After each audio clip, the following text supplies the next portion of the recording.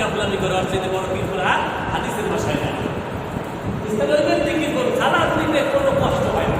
একজন মুসলমানকে দেখা হইলে আসসালামু আলাইকুম ওয়া রাহমাতুল্লাহ কথাটা বললেই এক হাদিসের মাধ্যমে 90 লিখে সালাম দিলে 3টি লাভ হয়। কয়টি লাভ?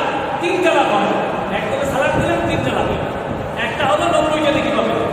আরে ভাই কিয়ামতের ময়দানে একটা নেকির জন্য আপনি খুব বাবার কাছে দৌড়বে সন্তান, বাবা একটা নেকি দাও, বিপদে পড়ছি। বাবাই কইবে সুকাল তুমি আমার সন্তান না। মায়ের কাছে তো দিবে না, অনেক কষ্ট করছে দুনিয়ার মধ্যে, আজকে একটা নেকি দেন আমাকে। মা বললেন না না, আজকে আমার একটা নেকির খুব দরকার, আমি তোমাকে নেকি দিতে পারবো না।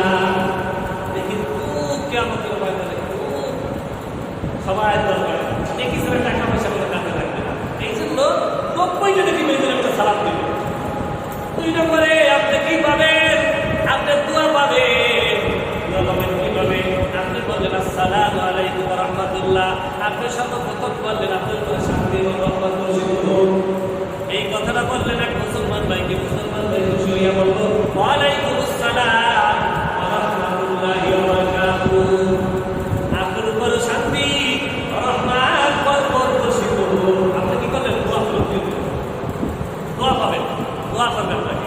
2 নম্বর গেল। 3 নম্বরে হলো ওস্তাদ এবং মা বাবার তারিফ পাবেন, প্রশংসা পাবেন।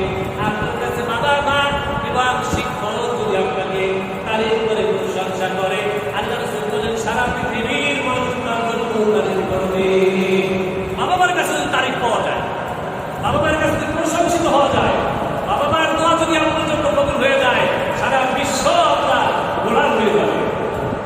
বাবা মার কাছে যদি কোনো কায়দায় আপনি তার কাছে তারা খুশি করতে পারেন, তাহলে সারা বিশ্ব আপনাকে গোলামি করবে। সারা বিশ্বের সমস্ত বন্ধু আপনার গোলামি করবে।